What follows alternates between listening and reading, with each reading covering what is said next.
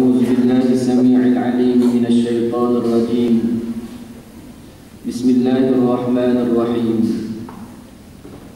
الحمد لله رب العالمين، نحمده ونستعينه ونستهديه ونستغفره، ونعوذ بالله من شرور أنفسنا ومن سيئات أعمالنا. من يهده الله فلا مضل له ومن يضلل فلا هادي له. أشهد أن لا إله إلا الله وحده لا شريك له، وأشهد أن سيدنا محمدا عبده ورسوله. اللهم صل وسلم على سيدنا محمد وعلى آله وأصحابه ومن تبعهم بإحسان إلى يوم الدين. سبحانك لا علم لنا إلا ما علمتنا إنك أنت العليم الحكيم.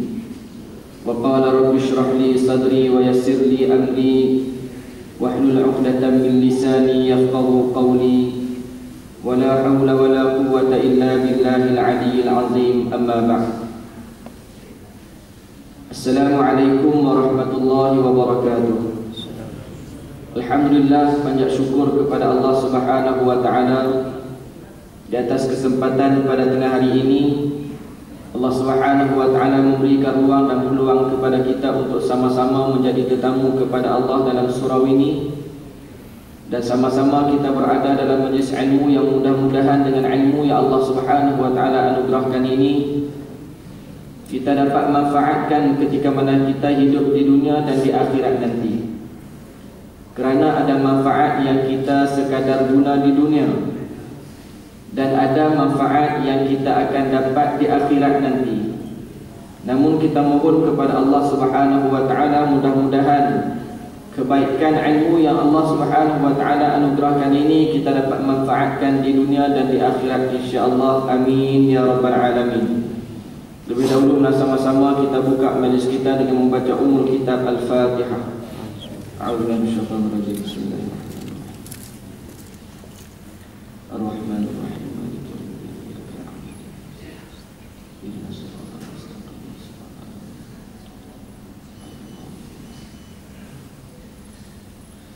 Muslimin dan muslimat yang dirahmati oleh Allah.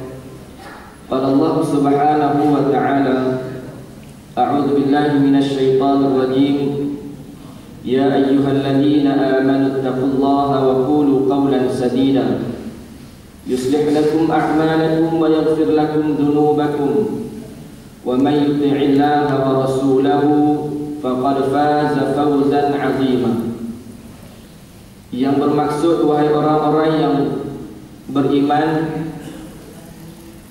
takutlah kamu kepada Allah Subhanahu wa ta'ala dan cakaplah serta katalah dengan perkataan ataupun percakapan yang baik. Janganlah disebabkan lidah kita yang tidak bertulang ini, kata-kata yang keluar daripada mulut melalui lidah yang tidak bertulang ini menjadi punca kepada murka Allah Subhanahu wa ta'ala. Pastikan apa yang kita cakap, pastikan apa yang kita keluarkan melalui lidah yang tidak bertulang ini adalah satu perkara yang baik yang dapat memberikan manfaat kepada orang yang mendengar dan diri sendiri. Yuslih lakum a'malakum, perbaikilah amalan kamu. Kerana amalan kita ni ada cacat celahnya. Macam tu juga dengan tubuh badan kita, ada sihat, ada tak sihat. Tetapi kalaulah tubuh badan kita yang tidak sihat, maka kita cepat-cepat cari ubat. Sebagai contoh, kita sakit kepala, kita cari ubat benda pelekat kat sini, satu sini, dua sini, nak bagi tahu pasal kita tak sihat, nak bagi cepat sembuh. Lalu jika amalan kita rosak, adakah kita berusaha untuk mencari jalan untuk menyembuhkan amalan tersebut? Sebagai contoh, kalau kita tidak mampu membaca Al-Quran, kita tak tahu tentang zikir kepada Allah Subhanahu wa taala. Bacaannya tergagap-gagap. Adakah kita mencari jalan untuk memperbaiki amalan tersebut? Kalaulah yang amalan ini kita tidak peduli, sedangkan tubuh badan kita peduli sangat-sangat, maknanya kita mengharapkan dunia lebih daripada akhirat.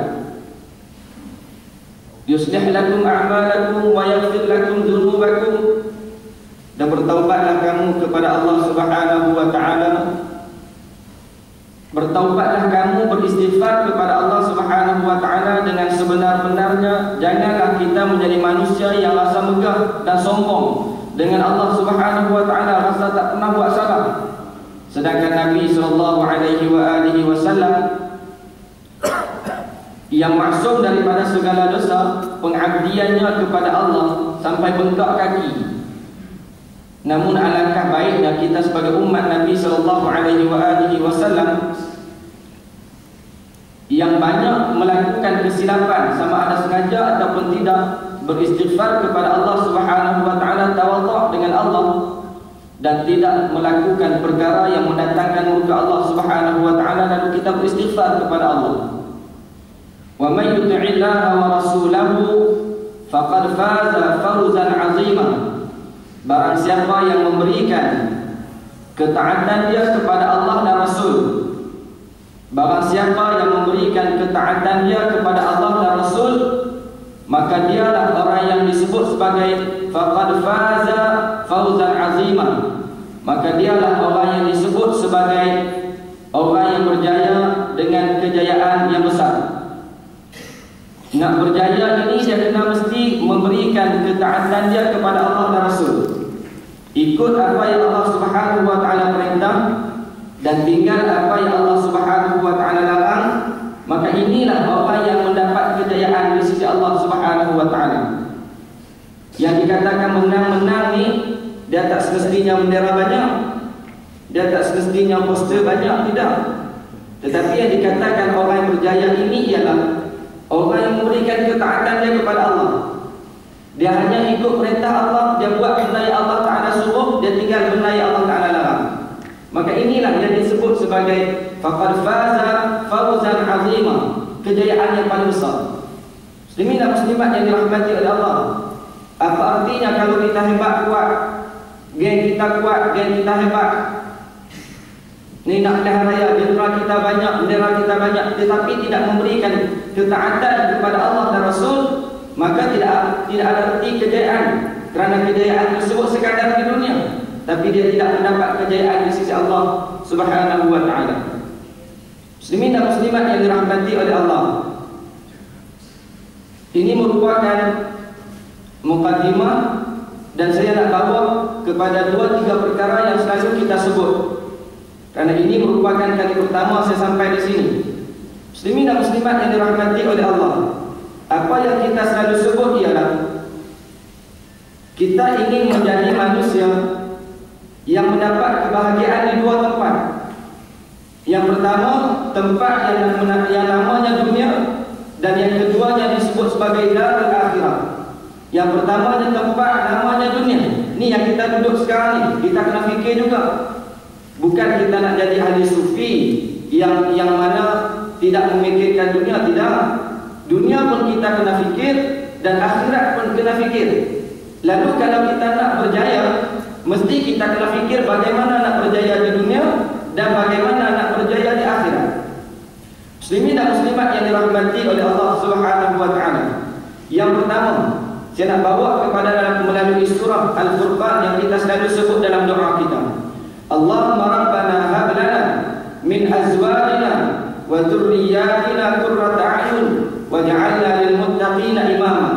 Wahai Tuhan, jadikanlah kami ini dan pasangan kami yang di atasmu, pasangan kami suami isteri, daripada kami ini keluarnya zuriat, iaitulah anak tadi dan isteri kita tadi mestilah menjadi orang yang saleh dan salihah.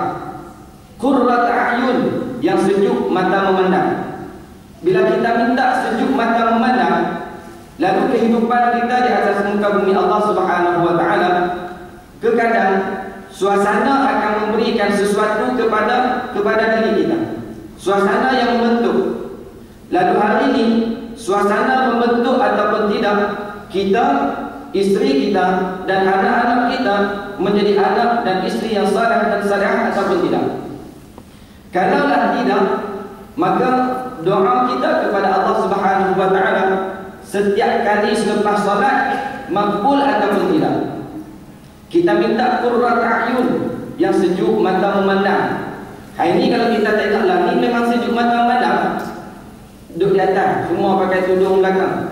Duduk di bawah, semua tutup aurat belakang. Tapi bagaimana kalau di rumah nanti? Ataupun kita keluar di bawah itu cukuplah. Masyarakat kita, suasana kita sejuk mata memandang ataupun berbulu mata memandang. Kalaulah berbulu mata memandang, maknanya doa kita yang setiap hari kita sebut selepas daripada solat, maknanya sia-sia. Bukan sia-sia macam mana?